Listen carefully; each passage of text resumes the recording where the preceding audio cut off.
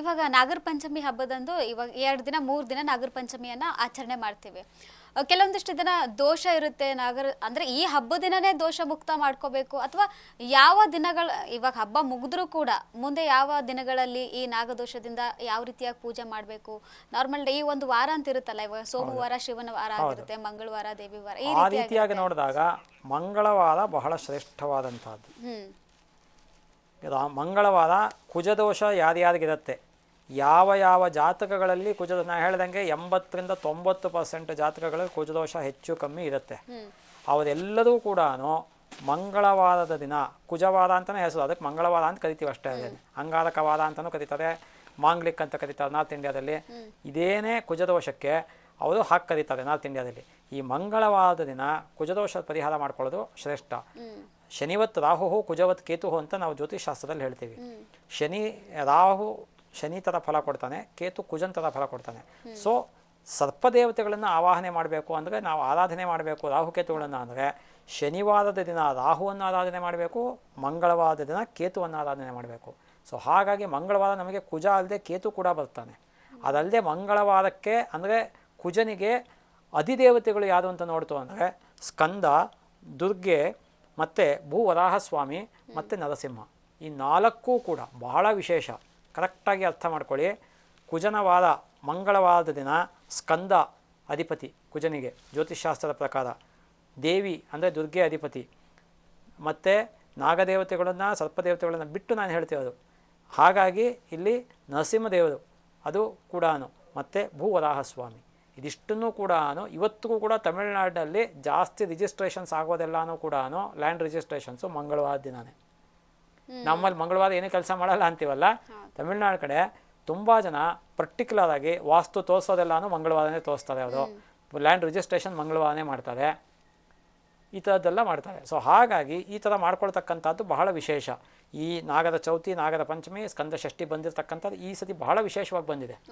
ಇವಾಗ ಇದು ಬಿಟ್ಟರೆ ನಿಮಗೆ ಅಂದಾಗ ಪ್ರತಿ ತಿಂಗಳೆಲ್ಲ ಚೌತಿ, ಪಂಚಮಿ, ಷಷ್ಠಿ ತಿಥಿಗಳಲ್ಲಿ ನೀವು ನಾಗಾರಾಧನೆ, ಸುಬ್ರಹ್ಮಣ್ಯನ ಆರಾಧನೆ ಮಾಡ್ತಕ್ಕಂಥದ್ದು ವಿಶೇಷ. ನಿಮಗೆ ಕುಜದೋಷ ಇತ್ತು ಅಂದರೆ ನಿವಾರಣೆ ಆಗುತ್ತೆ, ಸರ್ಪದೋಷಗಳಿತ್ತು ಅಂದರೆ ನಿವಾರಣೆ ಆಗುತ್ತೆ.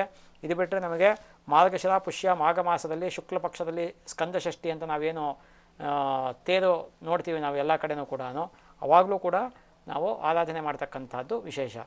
ಯಾವ ಜಾತಕಗಳಲ್ಲಿ ಕುಜ ಜನ್ಮ ಲಗ್ನದಲ್ಲಿ ಅಂದರೆ ಜನ್ಮ ಲಗ್ನದಲ್ಲಿ ಸಪ್ತಮದಲ್ಲಿ ಅಷ್ಟಮದಲ್ಲಿ ಇರ್ತಾನೆ, ಅಥವಾ ಪಂಚಮದಲ್ಲಿ ಸಂತಾನಕ್ಕೆ ತೊಂದರೆ ಇರುತ್ತೆ, ಅಂತಹ ಜಾತಕಗಳು ಪ್ರತಿ ತಿಂಗಳ ಚತುರ್ಥಿ, ಪಂಚಮಿ, ಷಷ್ಠಿ ಅಥವಾ ಪಂಚಮಿ ಷಷ್ಠಿ ಕಡೇ ಪಕ್ಷ ಷಷ್ಠಿ ತಿಥಿನಲ್ಲಾದರೂ ಅವರು ನಾಗಾರಾಧನೆ ಅಥವಾ ಸುಬ್ರಹ್ಮಣ್ಯನ ಆರಾಧನೆ ಮಾಡ್ತಕ್ಕಂಥದ್ದು ವಿಶೇಷ ಆಗಿರುತ್ತೆ.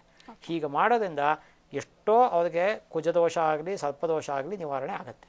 ಓಕೆ ಗುರುಜಿ, ಇವಾಗ ಕೆಲವೊಂದಿಷ್ಟು ಜನಕ್ಕೆ ಸರ್ಪದೋಷ ಅಂತಿರುತ್ತೆ, ನಾಗದೋಷ ಅಂತ ಕರಿತಿರ್ತಾರೆ. ಕೆಲವೊಂದಿಷ್ಟು ಜನಕ್ಕೆ ಕೆನ್ಸಲ್ ಬರ್ತಿರುತ್ತೆ, ಹಾವುಗಳು ಬರ್ತಿರುತ್ತೆ, ಸರ್ಪಗಳು ಕೂಡ ಬರ್ತಿರುತ್ತೆ.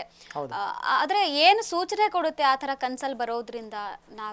ಸಾಮಾನ್ಯವಾಗಿ ಯಾವ ಒಂದು ಜಾತಕದಲ್ಲಿ ಸರ್ಪದೋಷ ಇರುತ್ತೆ ಅಂತಹ ಜಾತಕನಿಗೆ ಪದೇ ಪದೇ ಕನಸಿನಲ್ಲಿ ಸರ್ಪಗಳು ಕಾಣಿಸ್ಕೊಳ್ಳೋದು, ಅಥವಾ ಪ್ರತ್ಯಕ್ಷವಾಗಿ ಸರ್ಪಗಳು ಕಾಣಿಸ್ಕೊಳ್ಳೋದು, ಅಥವಾ ಅವರ ದೇಹದ ಮೇಲೆ ಸರ್ಪದ ಕೆಲವು ಕಲೆಗಳು ಅಂತ ಹೇಳ್ತೀವಿ ನಾವು.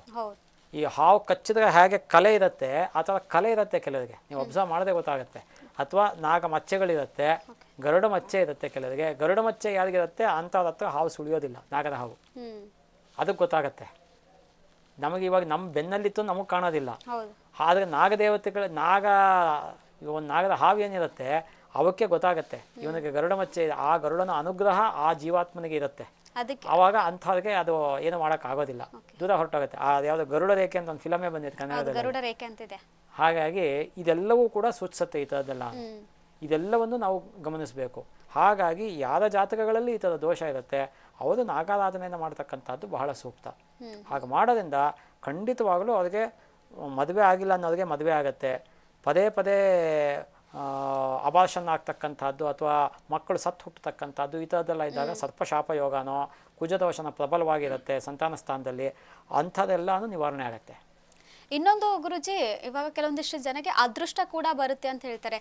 ಏನೋ ಸರ್ಪ ಹೆಡೆ ತಲೆ ಮೇಲೆ ಬಂದು ನಿಂತ್ಕೊಂಡ್ರೆ ಏನೋ ಅದೃಷ್ಟ. ಅದು ಕನಸಿನಲ್ಲಿ ಹಾವು ಹೆಡೆ ಬಿಚ್ಚಿ ದರ್ಶನ ಕೊಡ್ತು ಅಂದ್ರೆ ಅದೃಷ್ಟ ಅಂತ ಸ್ವಪ್ನಶಾಸ್ತ್ರದಲ್ಲಿ ಇದೆ.